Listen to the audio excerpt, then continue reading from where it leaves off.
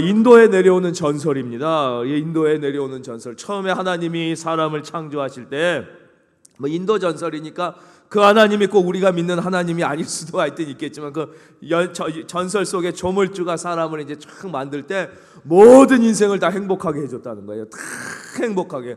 그러고 나니까 무슨 문제가 생겼냐? 사람이 발전을 안 하는 거예요. 너무 다 행복하니까 노력을 안 하더래요. 그래서 어떻게 하면 좋을까 고민을 하다가 어쩔 수 없이 행복을 다 뺏었다는 거예요.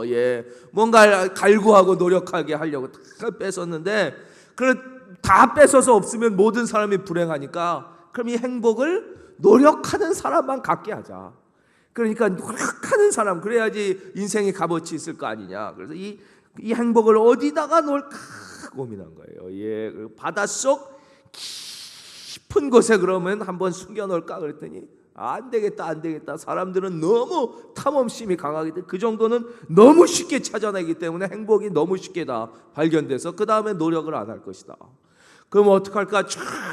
도저히 사람이 올라갈 수 없는 에베레스트 꼭대기에 올려놓을까? 아니다. 사람은 너무너무 나중에는 등산도 잘하기 때문에 거기 80노인도 다 올라가는데 안 되겠다. 그래서 막 고민을 하다가 어디다 감췄냐? 사람의 마음 깊은 곳에 다시 감췄다는 거예요.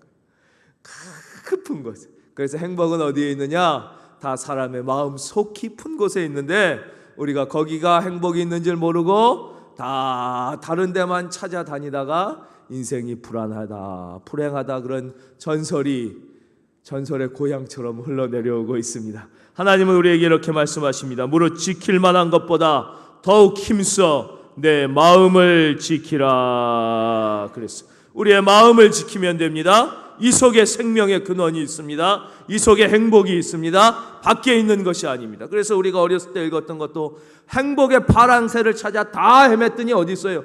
결국 없고 자기 집 앞에 있더라는 것입니다. 지금 내가 없는 것, 그렇죠, 내가 갖지 못한 것 찾아서 보면요 영원히 불행합니다. 하나님이 주신 것, 나에게 있는 것 감사하면서 내 마음을 더욱 하나님의 말씀으로 가득 채울 때 한 분도 예외 없이 불행한 인생 한 분도 없이 다 행복하게 될 줄로 믿습니다. 현대인은 다 불안합니다. 특별히 불안이 화두예요. 그래서 우리 더 큰 은혜 큐티진에서도 소개했지만 세계적인 베스트셀러 작가인 프랑스의 알랭 드 보통이라는 분이 쓴 불안이라는 책이 있습니다. 이 책에 보면 왜 현대인이 이렇게 불안한가를 여러 가지로 이제 다루고 있는데 대표적인 불안의 이유는 사랑 결핍 때문이라는 거예요. 모든 사람은 사랑을 받고 싶어 하는 거예요. 사랑을. 왜 그렇게 권력을 탐하느냐? 왜 그렇게 먹고 살만한데 더 돈을 탐하느냐? 왜 그렇게 더 지위를 탐하느냐? 그 이유는 사랑받고 싶어서. 지위가 높아지면 그 사람을 더 사랑할 거라고 생각한다는 거예요. 돈이 많아지면 더 사람들이 나를 존경하고 사랑할 거라고 생각한다는 거죠. 지위가 높아지면 의식하든 그래가지고 더 먹고 살만한데도 더 가지려고 그러고 더 지위가 높아지면 불안한데도 더 높이 올라가려고 그러고 그렇죠. 권력이 있으면 끝이 비극적인 인생이 많은데도 계속 그러는 게 그거를 갖고 있는 동안에 사람들이 나에게 관심을 갖고 사랑을 줄 것이다. 그러니까 인생은 끊임없이 불안하고 사람의 사랑은 늘 흔들리니까요. 그리고 권력과 돈과 지위는 영원하지 않으니까 늘 불안하다는 것이. 사랑하는 성도님, 하나님이 나를 사랑하시는 줄로 믿습니다. 우리는 하나님의 사랑을 받는 사람이에요. 그것으로 감사하면서 하나님 다 사랑을 받으려고 하지 말고 관심을 받으려고 하지 말고 사랑을 나누려고 해야 되는 것이에요. 관심을 내가 먼저 나누려고 하는 것이에요. 그러면 나는 이미 하나님이 주신 사랑이 충분해서 사랑을 나누려고 하더니 그 나누려고 하는 그 사람들은 다 사랑하는 거예요. 우리는 더 가진 사람을 사랑할 것이라는 착각 가운데 살지만 사람들은 더 가지는 사람을 사랑하는 게 아니라 나누는 사람을 사랑하는 거예요. 우리는 서로 관심을 내가 받으려고 그러지만 결국 나는 하나님께 받은 관심으로 충분해. 그러니까 나는 좀 관심을 나누고 싶어하고 나누면 관심을 나누는 그 사람에게 좋은 관심이 몰린다는 것이. 사랑하는 성도님, 사랑을 나누시기를, 관심을 나누시기를, 그래야 더 행복하시기를 바랍니다. 두 번째, 사람이 불안한, 그렇죠? 불안하니까 불행하겠지요. 이유를 이분은 속물근성이라고 합니다. 이 현대인이 가지고 있는 속물근성. 속물근성은 뭐냐면 나보다 낫지 않은 사람을 다 우습게 여기는 거예요. 나보다 뭔가 못하다고 생각하는 사람을 깔아보려고 하는 것이 있어요. 이것이 자기를 불안하게 만드는. 왜냐? 자기가 그러니까 자기도 모르게 의식하든 의식하지 않든 그럼 나보다 나은 사람은 나를 깔아보지 않을까? 이런 마음이 늘 있는 거예요. 나보다 더 부자는 나를 얕볼 것이다. 나보다 더 많이 배운 사람은 나를 깔아볼 것이다. 나보다 더 지위가, 왜냐? 자기가 그런 마음을 갖고 있으니까. 나보다 더 성공한 사람을 나를 우습게 볼 것이라는 마음 때문에 더 또 성공하려고 그러고 가지려고 그러고 막 다른 사람의 눈에 신경 쓰니까 또 두 번째, 이 속물근성 때문에 우리는 서로 사람은 다른 사람을 그렇게 그러지 않는데도 불안하다는 거예요. 그래가지고 자기도 불행하고 남도 불행하게 하는 인생을 산다는 것이죠. 사랑하는 성도님, 우리가 한량없이 부족하지만 하나님은 우리를 사랑의 눈으로 보고 계시고 우리의 10가지 단점이 아니라 한 가지 좋은 점을 크게 보시고, 할렐루야. 우리 그 하나님을 생각하면서 16장 1절 보겠습니다. 여호와께서 사무엘에게 이르시되 내가 이미 사울을 버려 이스라엘 왕이 되지 못하게 하였거늘 내가 그를 위하여 언제까지 슬퍼하겠느냐. 사무엘을 위로하시는 하나님이에요. 이 시간에도 울고 계십니까? 슬퍼하고 계십니까? 하나님이 위로하실 줄로 믿습니다. 너는 뿔에 기름을 채워 가지고 가라. 내가 너를 베들레헴 사람 이새에게로 보내리니 이는 내가 그의 아들 중에서 한 왕을 보았느니라. 저를 봐주십시오. 같이 고백하겠습니다. 울며 씨를 뿌리러 나가는 자는 기쁨으로 단을 거두리로다. 지금 울고 계신 분, 지금 슬픔 중에 계신 분, 머지않아 기쁨의 날이 올 줄로 믿습니다. 지금 울고 있는 것, 지금 슬퍼하고 있는 것 괜찮습니다. 왜? 우리에게 기쁨의 날이 다가오고 있기 때문에 그래요. 지금 그 오만 반자하여 날뛰고 있는 게 문제인 것이지, 지금 내가 좀 어려움에 처했다 괜찮습니다. 지금 사무엘이 울지만 하나님이 위로해 주시잖아요. 울지 말아라. 왜요? 네가 사울 때문에 그렇게 슬퍼하지 마. 내가 내 마음에 합한 난 기쁨의 왕을 세웠으니까 너 가라 그럽니다. 뿔에 기름을 가지고 갔더니 어디에요? 내가 너를 베들레헴 사람 이새에게로. 참 이 베들레헴은요, 이때까지는 정말 무명의 도시입니다. 이름도 알 수 없었던 도시. 저 고요한 동방의 나라 코리아와 같았던 도시. 우리나라가 세계 지도를 잘 펴놓고 한번 보시면 유럽에서 볼 때, 그때 이제 미국이나 이쪽은 아메리카 대륙은 거의 없었을 때 유럽이 세계의 중심인데, 내륙으로 오면 중국을 통과하게 됩니다. 중국을 그 대륙 전체를 통과해야 이제 한경도에 닿는 거죠. 그렇죠? 중국 대륙 전체를 바다로, 보통 이제 해양 시대니까 그때는 내륙이 아니라 바다로 와야 돼요. 중국 대륙에 막혀서 바다로 오면 일본이 우리 대한반도를 완전히 테두리 감싸고 있습니다. 뚫려 있는 게 제주도 이쪽 조금 뚫려 있어요. 그래서 대부분의 배들이 태평양에서 표류하면 다 떠들려가면 일본에 다 부딪힙니다. 다행히 지금은 지진이 나면 그걸 일본이 다 막아주고 있는데, 그래서 우리는 지진이야. 그때는 그 일본이 다 했던 거예요. 그래서 정말 동양의 고요한 아침의 나라, 은자의 나라에서 숨어있는 베들레헴이 그런 곳입니다. 사무엘이 순회 예배를 했어요. 사무엘 선지자가. 그때도 여기는 포함되던 도시가 아니에요. 사울의 이 왕권이 비치던 도시도 아니에요. 저 완전 변방이에요. 저기 저 끝에. 그러나 하나님은 그 작은 초라한 도시 베들레헴에 하나님의 마음에 합한 종을 준비하고 계신 것입니다. 우리의 현재 형편이 베들레헴 같을지라도, 사람은 나를 알지 못할지라도 하나님은 나를 보고 계세요. 나를 기억하고 계신 줄로 믿습니다. 이게 베들레헴이에요. 베들레헴 이새에게로 보내리니 이는 내가 그의 아들 중에서 한 왕을 보았느니라. 전 죄송하지만 이 번역은 옛날 번역이 더 좋습니다. 옛날 번역은 내가 한 왕을 예선하였느니라, 그렇게 돼 있어요. 이게 아주 중요한 것입니다. 우리 큰은혜교회 예선에 합격하신 모든 분들 본선에도 합격하시기를 바랍니다. 지금 예선 통과한 거지 이걸로 끝난 건 아니에요. 내가 한 왕을 예선하였느니라, 내가 눈여겨봤다, 이렇게 말씀하고 계십니다. 그랬더니 2절 사무엘이 이르되 내가 어찌 갈 수 있으리까? 사울이 들으면 나를 죽이리이다 하니 여호와께서 이르시되 너는 암송아지를 끌고 가서 말하기를 내가 여호와께 제사를 드리러 왔다 하고.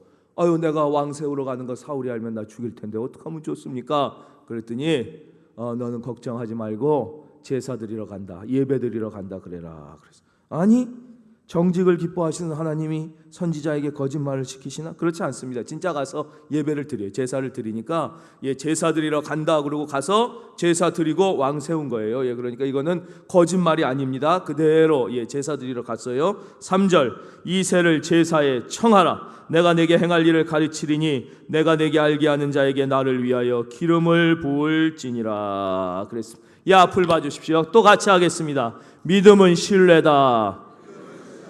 한 번 더 할 거예요. 믿음은 관계다. 믿음은 관계에서 나오는 신뢰입니다. 하나님이 다 가르쳐 주시지 않았어요. 거기 가면 다윗이 있다, 다윗에게 기름 부어라 그러시지 않았어요. 다 알려주시지 않습니다. 그때 필요한 것만큼만 말씀해 주십니다. 하나님을 믿는 믿음으로 신뢰를 가지고 한 걸음 한 걸음 가는 거예요. 하나님께서 믿음의 조상 아브라함을 부를 때 뭐라고 그러세요?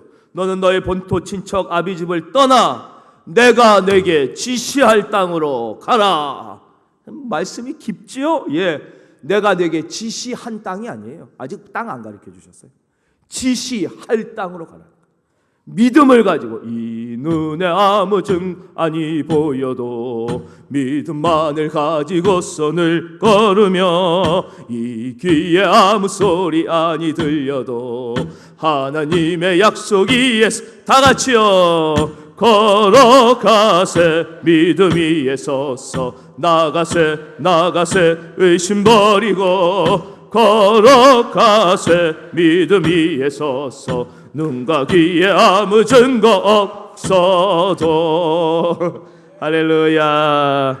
그러니까 우리가 하나씩 신뢰. 제가 어렸을 때 수영장 같은 얘기 해드렸나요? 아버지랑 수영장을 한번 갔었어요. 여동생이랑. 그때 이제 수영장 시설이 그렇게 좋은 데가 아니니까 이렇게 옷 넣는 옷장이 있는 게 아니라 이런 플라스틱 바구니를 나눠줘가지고 거기다가 이제 옷을 놓고 한쪽에 이렇게 쌓아놓는 거였어요. 그런데 한 사람이 지키고 있어야 되는데 이제 셋이 아버지랑 이제 처음 갔으니까 수영장 저랑 이제 동생이랑 거기에 이제 같이 수영을 한 거예요. 모르니까 그걸 누가 가져갈 거라는 건 생각을 못 한 거예요. 그리고는 이제 한참 수영하다 보니까 배가 고픈데 그 수영장 보니까 한쪽에서 가락국수를 팔잖아요. 그러니까 그게 먹고 싶어서 아버지 저 이 가락국수 먹고 싶어요. 그랬더니 그러냐? 가서 아빠가 사준다. 그래서 이제 옷그릇에 지갑을 찾으러 갔는데 그걸 누가 이제 홀라당 가져간 거죠. 그러니까 이게 집에 어떻게 옵니까? 버스비 하나도 없는데. 그때 뭐 그래가지고 이제 걱정을 아버지는 좀 하시는데 저는 뭐 만사태평으로 뭐 계속 노니까 아버지가 저한테 그러시더라고요. 야 아빠가 지갑도 다 잃어먹었는데 걱정이 안 되냐? 제가 그때 그랬어요. 아니 아빠랑 있는데 뭐가 걱정되냐고. 아빠랑 있는데 우리 아빠랑 같이 아버지가 돈 한 푼 없어도 우리 아버지가 어떻게든 방법을 내서 나를 집에까지 같이 데려가 주실 아버지지 우리 아버지가 거기서 지갑 잃어버렸다고 날 수영장에 버릴 아버지가 아닌데. 그렇죠? 아버지가 안 계시다면 걱정을 했겠죠. 아버지가 같이 있는데 무슨 걱정을 하냐고요. 그래서 걱정은 아버지가 하시고 나는 노는 거예요. 방법은 아버지가 찾으시는 거예요. 아버지가 알아서 찾으시면 돼요. 잘 방법을 찾으신 거죠. 동전 빌려서 뭐 동준 전화를 하셨는지 택시를 오라고 그래서 타고 다 놀다가 오게 된 것이죠. 사랑하는 성도님, 믿음은 신뢰입니다.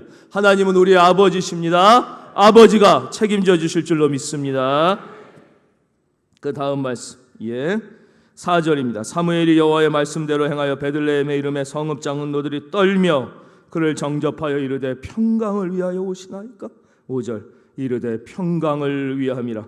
내가 여호와께 제사하러 예배하러 왔으니 스스로 성결하게 하고 와서 나와 함께 제사하자 하고 이새와 그의 아들들을 성결하게 하고 제사에 청하니라. 저를 봐주십시오. 좀 이상하죠, 광경이. 이 베들레헴이라는 작은 시골 마을에 온 국민이 존경에 맞지 않는 선지자가 오셨으면 막 기쁘게 맞았어야 되는데 여기 보면 4절 성읍 장로들이 떨며 그를 영접했어요. 왜 그러냐면요, 구약 시대의 선지자님을 통하여 주신 말씀은 95%가 책망입니다. 거의가 혼내키는 말씀. 그렇죠? 예. 거의가 경고, 심판, 책망. 그 구약은 거의가 다 그렇습니다. 거의가 다. 너 그대로 하다 죽는다. 돌이키지 않으면 망한다. 왜 구약의 선지자의 말씀은 99%가 그래요. 그러니까 선지자가 아무리 존경받는 선지자면 갑자기 나타나셨다 그러면 성읍 장로들의 딱 생각은 우리가 뭘 잘못했나? 무슨 또 하나님의 경고가 임하시나? 이런 이제 두려움으로 나가니까 처음에 이제 떨며 이렇게 나가는 것이지요. 그래서 저도 부족한 목사이지만 감히 조금 평가를 내리자면 많은 경우 목사님들이 자기가 선지자라고 착각을 합니다. 자기가 선지자라고 착각을 하기 때문에 메시지 속에 하나님의 위로와 회복의 메시지가 아니라 심판과 책망의 메시지가 거의 90%가 넘는 경우가 있습니다. 목사는 선지자적 사명이 있습니다. 그러나 하나님은 목사에게 동시에 제사장적 사명을 주십니다. 제사장은 뭐 하는 것입니까? 그 백성을 대신하여 하나님께 용서를 비는 것이죠. 제사를 드려서 백성의 각을 떠서 하나님의 위로와 용서를 구하는 것이 또 제사장적 사명이고, 또 교사의 사명, 그렇지, 지도자의 사명, 여러 가지 사명이 이제 목사에게 주어진 것이지, 목사는 구약의 딱 선지자다, 딱 제사장이다, 딱 교사다, 딱 이렇게 하나로 규정 지을 수 있는 성격이 아닙니다. 그래서 우리가 하나님의 말씀을 들을 때 편식해서 안 되는 것이 책망과 물론 징계와 교훈도 있지만, 우리의 하나님은 본질적으로 사랑의 하나님이시며 좋으신 하나님이시며, 믿으시면 아멘. 그래서 막 떨었던 것입니다. 5절 이르되 평강을 위함이라. 6절 그들이 오매 사무엘이 엘리압을 보고 마음에 이르기를 여호와의 기름 부으실 자가 과연 주님 앞에 있도다 하였더니, 사무엘도 실수합니다. 엘리압이 딱 오는데 큰아들이에요. 얼마나 인물이 잘생겼는지, 키가 크고 머릿결이 좋고 쫙 풍채가 기가 막혀요. 사무엘이 엘리압을 보고 마음에 이르기를 이야, 여호와의 기름 부으실 자가 과연 주님 앞에 있도다 하였더니 7절 여호와께서 사무엘에게 이르시되 그의 용모와 키를 보지 말라. 사무엘아, 오바하지 말아라. 그렇지. 하나님, 야, 오바하지 마, 넘겨짚지 마 그러는 거예요. 예, 따라하겠습니다. 넘겨짚지 말자. 넘겨들어서 시험에 들어요. 넘겨짚어. 전혀 안 그런데 넘겨짚어. 내가 지난달에 11절 빼먹었더니 목사님이 저런 눈으로 나를 보는 거야. 그걸 제가 어떻게 알아요? 그거를. 넘겨짚어. 내가 지난달에 이렇게 교회를 몇 번 놀러 가느라고 빼먹었더니 교구 목사님이 신방 와서 저런 책망의 설교. 넘겨짚지 마세요. 넘겨짚지 마세요. 넘겨짚어 시험에 드는 거예요. 교인들끼리도 넘겨짚어 상처받는 거예요. 넘겨짚어서. 그냥 그 사람이 그날 소화가 안 돼서 인상 쓰며 악수할 수도 있는데, 날 기분 나빠 인상 쓰며 악수한, 소화가 안 돼 그렇다니까요. 소화가. 그 전날 잠을 못 자 인상이 찌푸둥할 수도 있어요. 그런데 저 인간은 나만 보면 인상을 쓴다니까. 그건 넘겨짚어서 시험에 드는 것이에요. 예, 이거는 신앙생활할 때 우리에게 실질적으로 매우 중요한 교훈입니다. 넘겨짚지 말고 겸손해. 여기서 특별히 이 말씀은 우리 주의 종들이 사무엘도 하나님의 마음을 온전하게 다 못 읽습니다. 그렇기 때문에 늘 우리는 누구라도 우리 중에 사무엘 같은 사람이 누가 있겠습니까? 사무엘도 하나님의 마음을 온전하게 읽을 수가 없기 때문에 누구라도 늘 겸손하게 다시 말씀 속에 내가 하나님의 말씀을 바로 이해했는가, 기도 속에 내가 하나님의 뜻을 제대로 깨닫고 있는가를 끊임없이 물어야지, 자기가 한 번 생각한 게 옳다, 내가 한 번 생각한 게 바르다, 이렇게 되면 큰 실수예요. 만약에 여기서 사무엘이 바로 딱 보니까 엘리압이네, 딱 보니까 첫째 아들이고 인물 말투 딱 보니까 예약으로 부었으면 큰 비극이 일어나는 것이죠. 하나님께서 넘겨짚지 말아라. 내가 이미 그를 버렸느니라. 내가 보는 것은 사람과 같지 아니하니 사람은 외모를 보거니와 나 여호와는 중심을 보느니라. 예, 이제 오늘 말씀의 제목입니다. 외모 지상주의. 외모에 대한 가치는 인간에게 본능적으로 부여된 것입니다. 오늘 성경도 분명히 하나님이 말씀하십니다. 사람은 외모를 보거니와. 그러니까 그러니까 사람에게 외모를 보지 말라고 하는 것은 대단히 어려운 명령입니다. 정말 인격이 깊어지고 끊임없는 수양을 한 사람도 사무엘조차도 외모를 먼저 보게 됐습니다. 그러니까 하나님은 중심을 보시지만 비단 요셉뿐만 아니라 인류의 역사가 시작된 후 사람의 외모를 보고 평가하는 기준은 그 외모가 미치는 영향력은 언제나 있어 왔다는 것입니다. 우리가 이것을 인정하고 들어가야 됩니다. 이거 어쩔 수가 없어요. 인간은 그래요. 인간이라는 존재가 그럴 수밖에 없는 거예요. 여기도 사람은 외모를 본다고 말씀하시지 않습니다. 근데 현대인이 더 불행한 이유가 있습니다. 외모는 멀리서 볼 때 더 강력한 힘을 발휘합니다. 그러나 가까이 가면 외모는 상당 부분 그 힘을 잃습니다. 아주 잃는 것은 아니지만 잃습니다. 예를 들면 이런 것이죠. 장동건처럼 생긴, 바꿀까요? 모델을? 누가 더 좋으세요? 얼마 전에 결혼한 원빈처럼 생긴 사람이 있다고 치겠습니다. 딱 외모를 보면 확 반하는 거예요, 자매들이. 이야! 그래서 교제를 시작했어요. 이건 뭐 너무너무 황홀했을지 몰라요. 근데 이 원빈이 데이트 끝나고 갈 때마다 나 5만 원만. 첫날은 그런 줄 알아서 줬어요. 두 번째 데이트 끝나고 나 5만 원만. 세 번째 끝나고 나 5만 원만. 왜? 난 그 돈 없으면 못 살아. 나 5만 원만. 이런다면 아마 대부분의 여자들은 뭐 안 그런 정신 나간 여자도 가끔 있겠지만 그렇죠? 정남이가 떨어지게 될 것입니다.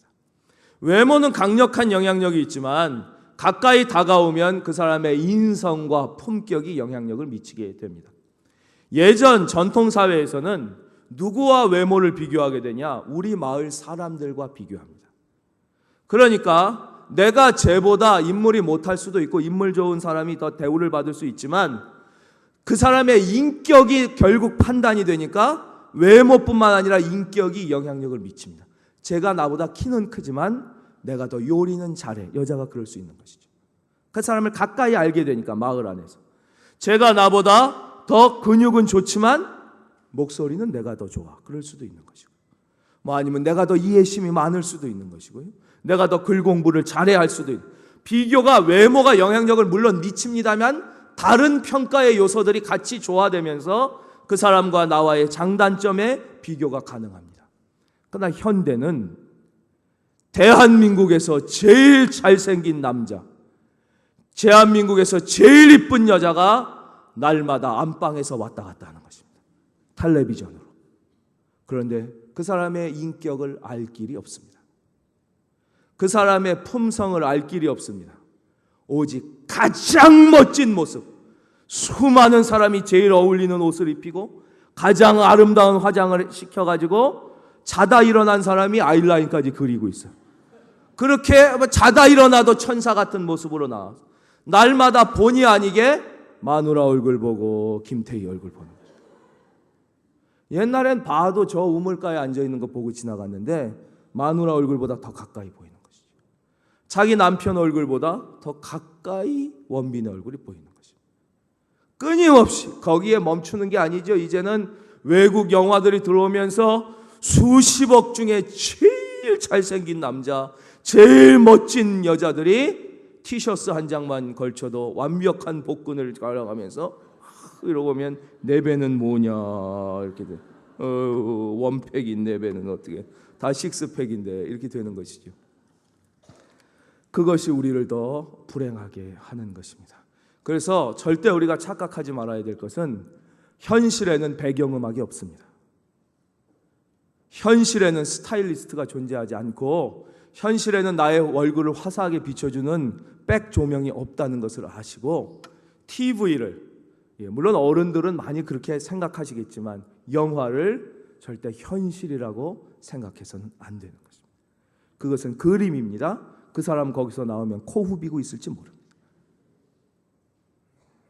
그래서 빌 게이츠가 하버드 대학 졸업 축사에서 이렇게 얘기했죠. 드라마대로 살려고 착각하지 말아라. 드라마에서 커피 마시고 계속 수다 떨고 있느냐? 걔는 현실이라면 바로 실직이다 그랬습니다. 멋지고 잘생긴 애들끼리 막 커피 마시고 막 교제하는데 실제 니들이 세상에 나와서 그 흉내 내다가는 회사에서 나 잘린다는 거예요. 안 돼요. 빨리 점심 끝났으면 사무실로 들어가 일하는 게 현실이다.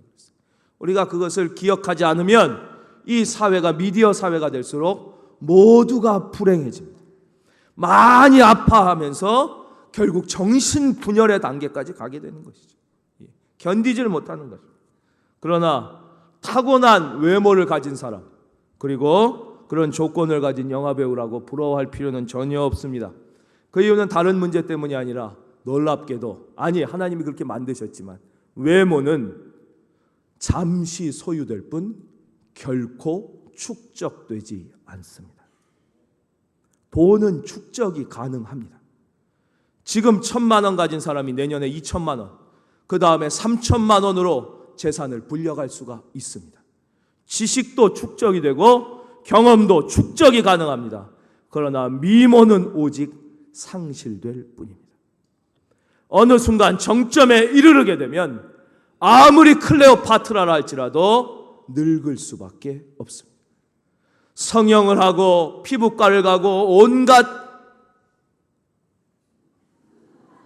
랄광을 해도 이게 미모는 결코 축적되지 않고 잠시 소유될 뿐 끊임없이 상실됩니다. 그러므로 미모가 뛰어났던 사람일수록 우리는 별로 가졌던 게 별로 없으니까 상실감이 별로 안 커요.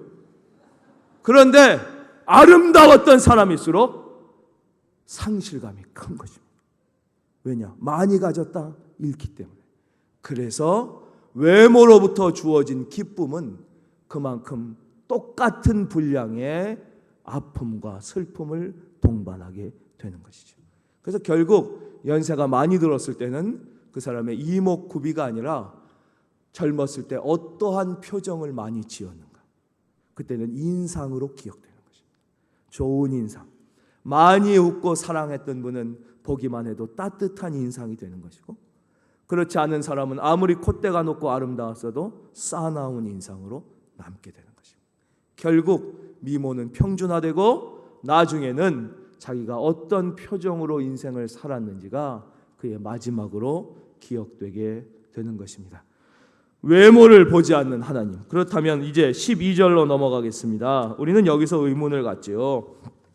오늘 말씀의 결론 434면 12절. 우리 찾으신 분들은 성경 보시고요. 화면 보셔도 좋습니다. 다 함께 읽겠습니다. 시작.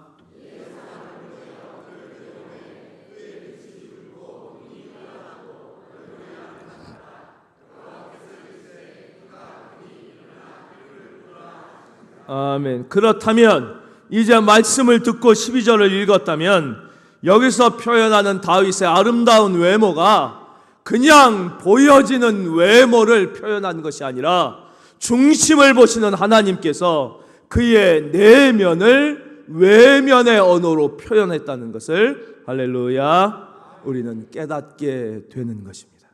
그렇지 않다면 여기서 우리가 혼란을 갖게 되죠. 아니 외모를 보지 않는다면서 뭐 이렇게 인물 잘났다는 걸 하나님이 길게 표현하시나. 예를 들면 이런 것입니다. 우리가 이순신 장군을 표현할 때 그분이 무슨 대단한 미남이었을까요? 뭐 그랬다면 기록이 있었겠죠. 그러나 이순신 장군의 내면의 탁월함을 우리는 그의 외면으로 형상화시켜서 지금 우리가 보고 있는 1,000원짜리의 이순신 장군의 모습이 나오는 것입니다. 그게 실제 그분의 외모와 흡사할 수도 있었겠지만 그것이 아니라 그분의 내면의 탁월함이 외면으로 표현된 게 그림으로 보이듯이 바로 하나님이 보셨던 이 다윗의 내면의 아름다움이 중심을 보시는 하나님께서 우리에게 이렇게 표현해 주신 것입니다. 사랑하는 성도님, 하나님은 우리의 중심을 보십니다. 우리도 중심을 보고, 아니 무엇보다 우리의 중심이 아름다워지게, 우리 겉사람은 후패하나 우리 속사람은 날로더러 더욱 새롭도다. 예, 우리 양옆에 계신 분과 오늘 말씀 마지막은 축복하겠습니다. 이렇게 인사하겠습니다. 오늘 복 많이 받으셨습니다. 오늘 복 많이 받으셨습니다.